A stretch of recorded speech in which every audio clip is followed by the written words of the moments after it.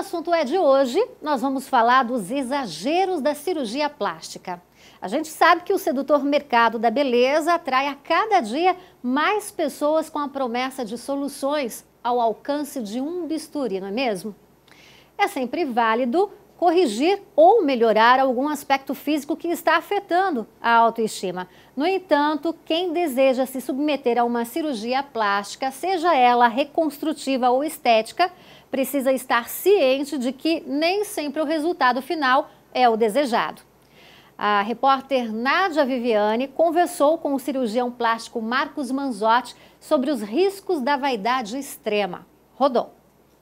E eu estou aqui com o cirurgião plástico, Dr. Marcos Manzotti, ele que vai explicar para a gente os procedimentos, porque muitas vezes as pessoas querem fazer cirurgias estéticas, mas o sonho de ter o corpo perfeito pode acabar virando um verdadeiro desastre. E, doutor, nós temos acompanhado na mídia, né? Um exemplo disso é o caso da modelo Andressa Urach, que recentemente aplicou uma quantidade significativa de hidrogel nas coxas. E eu quero perguntar para o senhor, existe um limite para essa ditadura da beleza? As pessoas têm que se limitar com as cirurgias plásticas?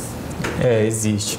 A cirurgia plástica, ela traz o benefício estético e desde que seja bem indicada, ela traz um resultado estético muito prazeroso para o paciente, aumenta a autoestima e o paciente ele acaba procurando outros lugares do corpo em que ele vai querer ajustar.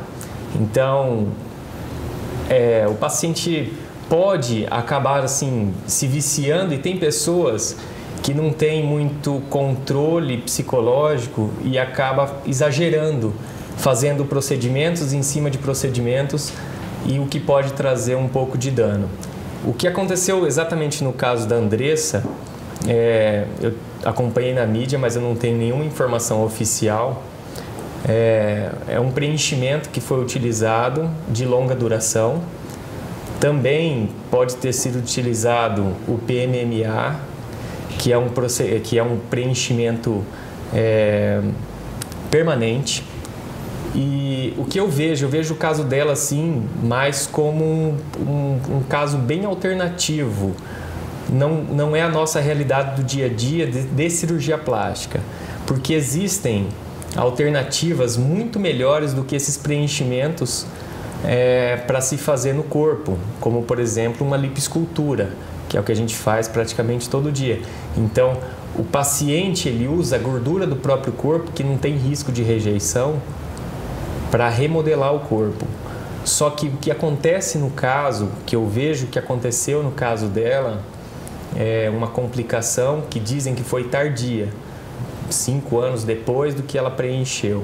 Tudo bem, pode ter sido tardia, mas foi uma complicação grave que se chama faceite necrotizante, uma bactéria que come por dentro a pele e causa aquelas necroses importantes. Bom, eu vejo todo esse caso como um caso em que o paciente procurou economizar. Então, economizou, que não fez nada no centro cirúrgico, foi numa clínica de estética. Não sei se foi cirurgião plástico que aplicou, ninguém sabe, na verdade. Bom, eu pelo menos não sei.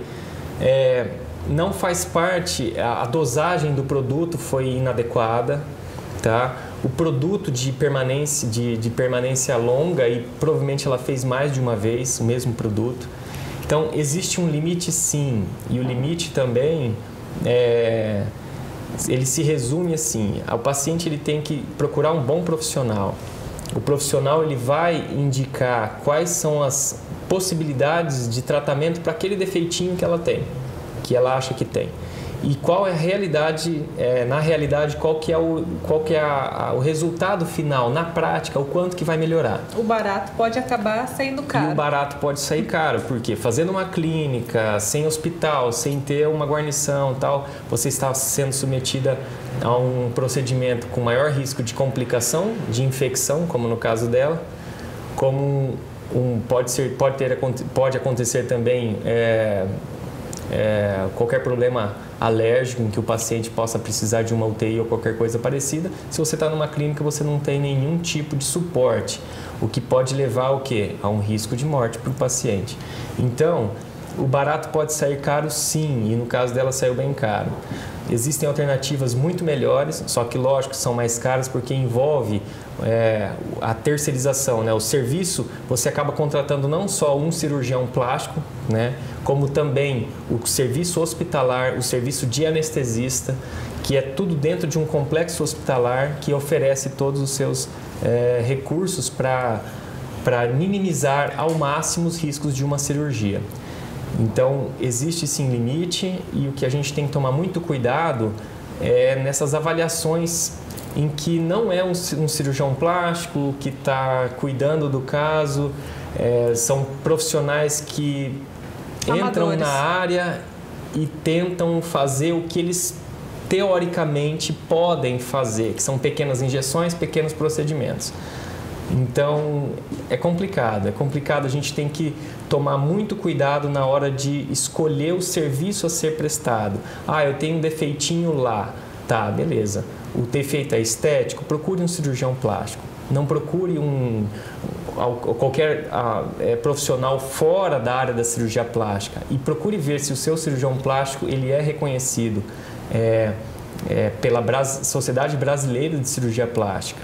Tá? Que isso é muito importante também. Ser membro da Sociedade Brasileira de Cirurgia Plástica é fundamental.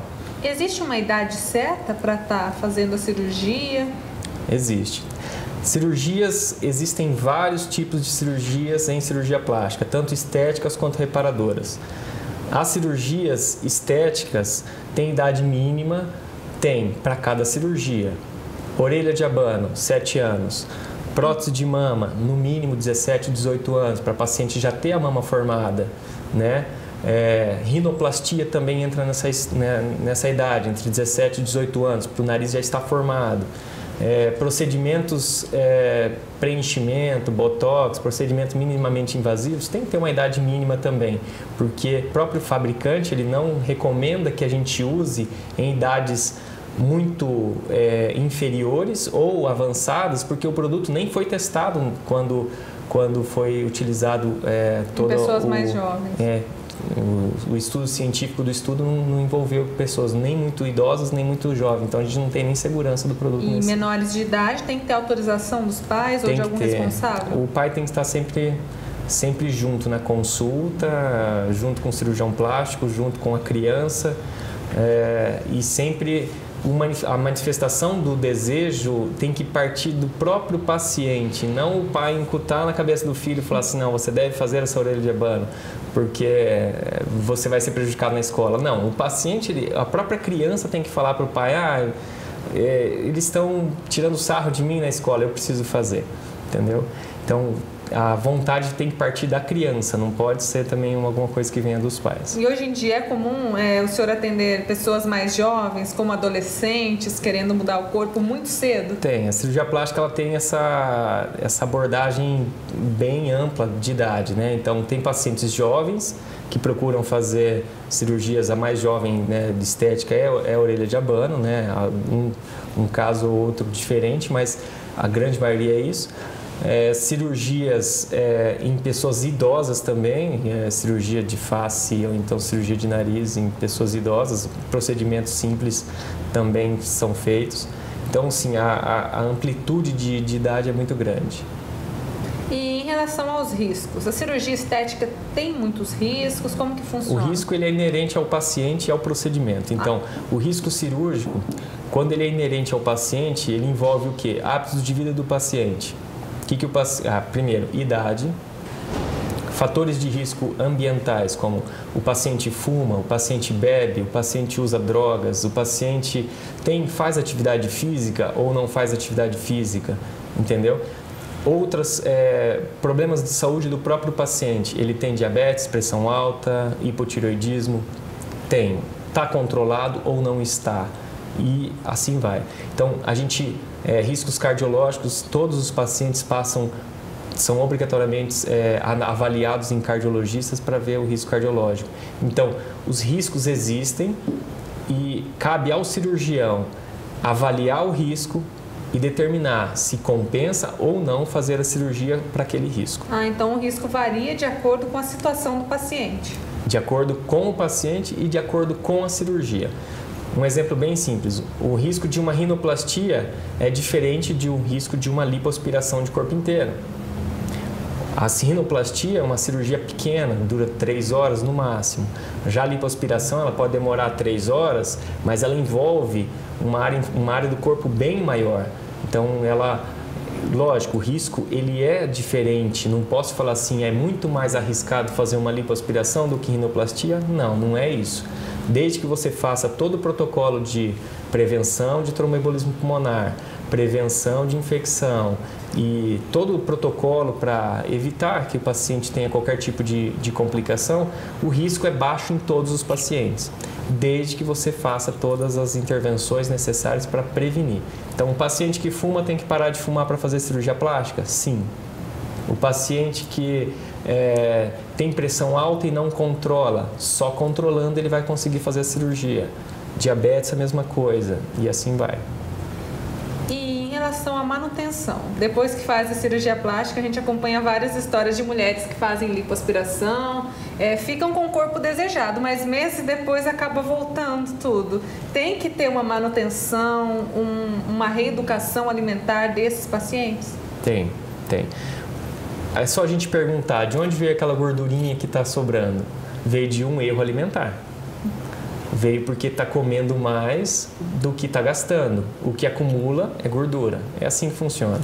Então, se o paciente está acostumado a comer errado, faz uma cirurgia plástica, continua comendo errado, achando que aquela cirurgia vai estacionar o corpo dela naquela forma para o resto da vida, ela está pensando de uma forma muito enganada. Ela tem que saber o quê?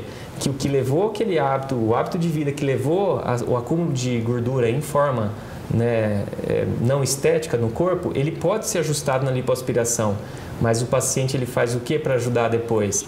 Geralmente o paciente ele faz a lipoaspiração, faz uma lipoescultura, ele vê o corpo melhor, ganha uma autoestima que ele vai correr atrás disso daí, de manter. É muito difícil fazer o contrário. Geralmente o paciente sendo bem orientado, ele vai numa academia, ele vai fazer uma atividade física, seja uma dança para quem tem mais idade, quem gosta, tanto faz, mas são pessoas que vão procurar, com melhora da autoestima, procurar um bem-estar também, ficar mais saudável, porque a cirurgia ela envolve isso, envolve bem o aspecto psicológico, o aspecto de bem-estar do paciente. Vai ter que malhar muito, então. Malha bastante, mas você vê que é recompensador. Depois que você tira aqueles excessos de gordura que muitas vezes na academia não consegue resolver, isso é muito comum. Você faz academia, tá 1 ano, 2 anos na academia e continua com um pneuzinho. E daí, o que a gente faz? Tira o pneuzinho, ajeita, dá uma arredondada no bumbum e então o paciente fica com um corpo muito melhor. O que acontece com o paciente no final? Ele vai para a academia com o corpo completamente remodelado. Para ele fica muito mais fácil, depois que faz a lipoaspiração, manter do que antes, chegar naquele corpo. Então, para encerrar a nossa entrevista, vale a dica então do doutor que o paciente tem que ter bom senso, segurança no profissional e, é claro, cuidar bem da manutenção. É isso mesmo? É isso aí. Ok, doutor, muito obrigada pelas suas informações e participação aqui no programa Comunidade do Conhecimento.